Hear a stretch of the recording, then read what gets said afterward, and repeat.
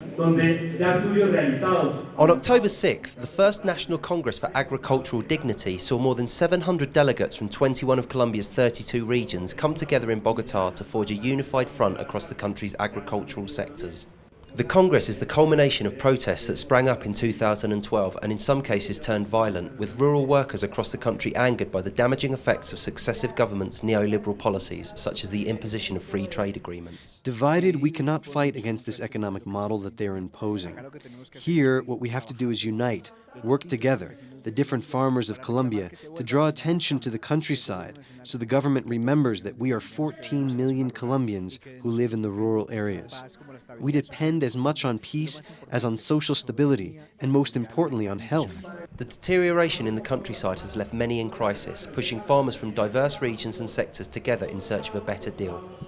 The majority don't have access to education or health care. There's no access to pensions for the elderly. Many areas are isolated. There's no road infrastructure.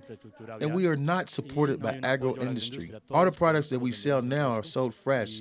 And sadly, we cannot get a better price for them because while we have land, we have water, we have people, the only thing we don't have is the support of the government. After the uprisings in 2013 and earlier this year forced the government to take notice, rural workers are now seeking to achieve their goals through collective peaceful action. Colombia's internal conflict has in many ways been a battle over land, and with peace so high on the agenda, if the government is to achieve a sustainable agreement, it will require an equitable approach to the needs of the country's rural poor. Charles Parkinson, Telesur in Bogota, Colombia.